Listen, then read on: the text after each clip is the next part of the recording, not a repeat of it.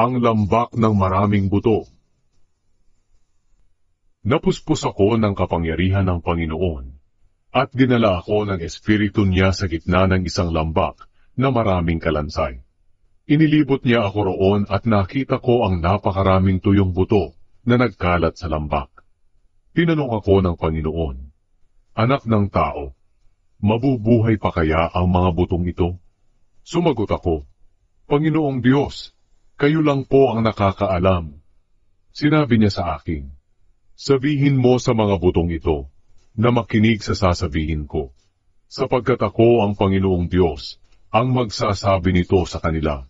Bibigyan ko kayo ng hininga at mabubuhay kayo. Bibigyan ko kayo ng mga litid at laman, at babalutin ko kayo ng balat. Bibigyan ko nga kayo ng hininga at mabubuhay kayo, at malalaman ninyong ako ang Panginoon." Kaya sinunod ko ang iniutos sa akin, at habang nagsasalita ako, narinig ko ang tunog ng mga butong nagkakabit-kabit at nabuo. Nakita ko ring nagkaroon ang mga ito ng mga litid at laman at nabalot ng balat, pero walang hininga. Sinabi sa akin ng Panginoon, "Anak ng tao, sabihin mo sa hangin na ako ang Panginoong Diyos ay nagsasabi, Hangin, umihip ka mula sa 4 na dako, at hipan ang mga patay na ito para mabuhay." Kaya sinunod ko ang iniutos niya sa akin, at nabuhay nga ang mga patay. Nagsitayo sila, kasindami sila ng isang napakalaking hukbo. Muling sinabi sa akin ng Panginoon, "Anak ng tao, ang mga butong iyon ay ang mga mamamayan ng Israel. Sinasabi nila, tuyo na ang aming mga buto, at wala na kaming pag-asa. Nilipol na kami. Kaya sabihin mo sa kanila na ako, ang Panginoong Diyos ay nagsasabi, Mga mamamayan ko, bubuksan ko ang mga libingan ninyo. Bubuhayin ko kayong muli, at ibabalik sa lupain ng Israel. Kapag binuksan ko ang mga libingan ninyo, at binuhay ko kayong muli, malalaman ninyo mga mamamayan ko, na ako ang Panginoon. Ibibigay ko sa inyo ang aking espiritu at mabubuhay kayo.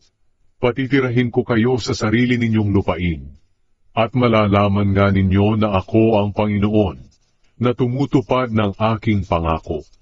Ako ang Panginoon, ang nagsasabi nito. Pinag-isa ang Huda at Israel. Sinabi sa akin ng Panginoon, Anak ng tao, kumuha ka ng patpat at sulatan mo ito ng ang kaharian ng Huda.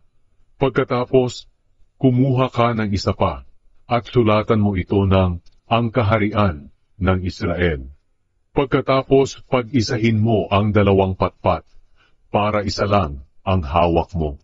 Kapag tinanong ka ng mga kababayan mo kung ano ang ibig sabihin nito, sabihin mong, ito ang sinasabi ng Panginoong Diyos.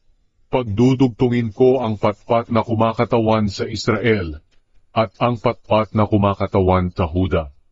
Magiging isa na lang sila sa kamay ko. Pagkatapos, hawakan mo ang patpat na sinulatan mo para makita ng mga tao.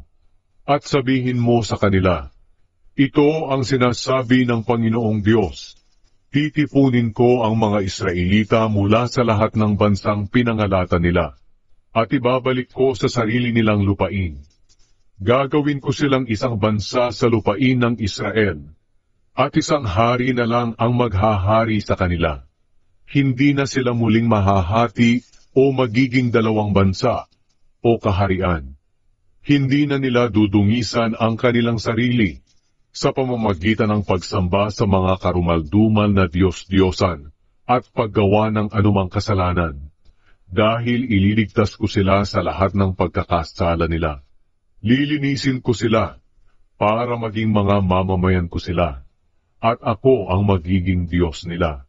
Paghaharian sila ng haring mula sa angkan ng lingkod kong si David. Isa lang ang magiging pastol nila. Susundin na nilang mabuti ang mga utos ko't mga tuntunin. Maninirahan sila sa lupaing ibinigay ko sa lingkod kong si Jacob, Ang lupaing tinirhan ng kanilang mga ninuno. Sila at ang mga anak nila ay titira roon habang panahon.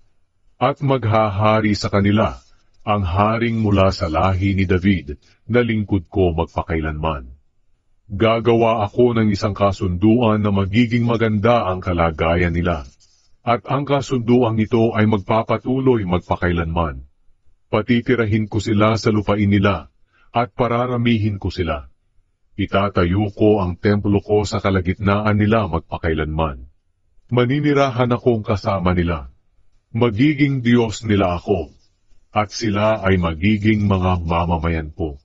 At kung mananatili na ang templo ko sa kalagitnaan nila magpakailanman, malalaman ng mga bansa na ako ang Panginoon, ang humirang sa mga Israelita, para maging mga mamamayan ko.